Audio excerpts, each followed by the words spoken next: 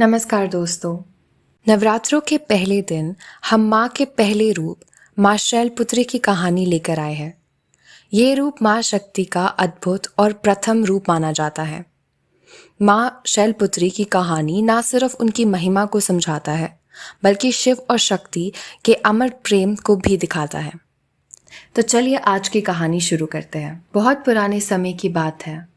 ब्रह्मा जी के पुत्र प्रजापति दक्ष अपनी तपस्या और शक्ति के लिए प्रसिद्ध थे, लेकिन उनके हृदय में दूषित अहंकार था।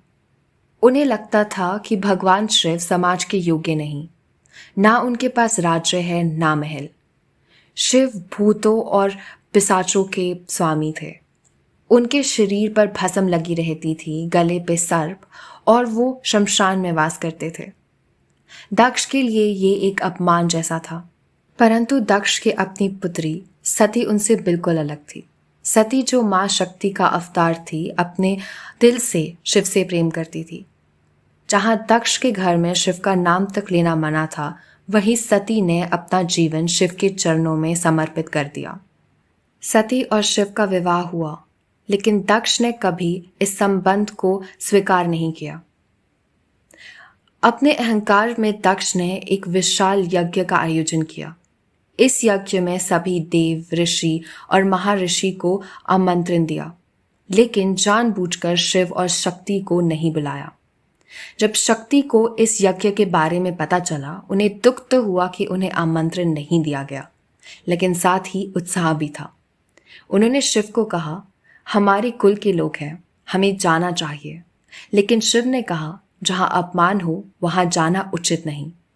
लेकिन शक्ति के बहुत बनाने पर उन्होंने शक्ति को जाने दिया, लेकिन कहा, मुझे जाना उचित नहीं लगता। इसीलिए शिव समाधि में चले गए। यज्ञशाला में पहुंचते ही सती ने देखा कि प्रवेश द्वार पर शिव की प्रतिमा को अपमानित स्थिति में रखा गया है। यह देखकर उन्हें बहुत क्रोध आया, और जब यज्ञ के बीच में दक्ष ने उनके प्रति शिव का उपहास और अपमान करना शुरू किया, तो सती के लिए ये देखना असहनीय था। एक तरफ पिता का अपमान करना उचित नहीं था, और दूसरी तरफ पति का अपमान सहना असंभव था। उसी कश्मकश में सती ने ये वचन लिया कि वो ऐसे शरीर को धारण ही नहीं करेगी जिसमें उनके शिव का अपमान हुआ हो। और फिर सती ने यज्ञ अग्नि में अपना शरीर त्याग दिया। जब शिव को इस घटना का पता चला, तो उन्होंने रौद्र रूप धारण कर लिया। उन्होंने अपने केश से वीरभद्र और महाकाली को उत्पन्न किया और उन्हें यज्ञशाला भेज दिया। वीरभद्र ने दक्ष का मस्तक काट दिया और उस यज्ञ को बंद करवाया। बाद में देवताओं के मनाने पर शिव शांत हुए और दक्ष को जीवन दान दे दिया। लेकिन उनका कटा सिर वापस ना लगने के कारण दक्ष के शरीर पर एक बकरे का सिर लगा दिया गया। इस घटना ने सबको सिखाया कि अहंकार हमेशा विनाश की ओर ले चलता है। शिव ने सती के देह को अपने कंधों पे उठा लिया और विलाप करते हुए पूरे ब्रह्मांड में भ्रमण करने लगे। उनके शोक से सृष्टि का संतुलन बिगड़ने लगा। तब विष्णु भगवान ने अपने सुदर्शन चक्र से सती के शरीर को 51 भागों में विभाजित कर दिया। जहां जहां उनके अंग गिरे, वहां शक्तिपीठ स्थापना हो गई। आज भी भारत और नेपाल में उन शक्तिपीठों को पूजा जाता है। इसके बाद मां शक्ति ने राजा हिमालय के घर में जन्म लिया और पार्वती नाम से जानी गई।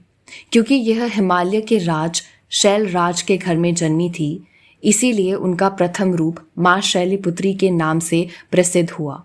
नवरात्रों के पहले दिन हम माँ शैलपुत्री की ही पूजा करते हैं। उनके हाथ में त्रिशूल और कमल है। वह नंदी वाहन पर सवार होकर आती है।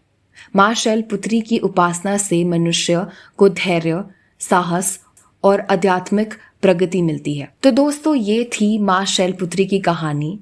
एक ऐसी कहानी जो हमें प्रेम, त्याग और अहंकार से विनाश का ज्ञान देती है। नवरात्रों के प्रथम दिन हम माँ शैलपुत्री की आराधना से हम अपने जीवन की शुरुआत शक्ति और श्रद्धा से करते हैं। अगली कहानी में हम माँ के दूसरे रूप के दर्शन करेंगे।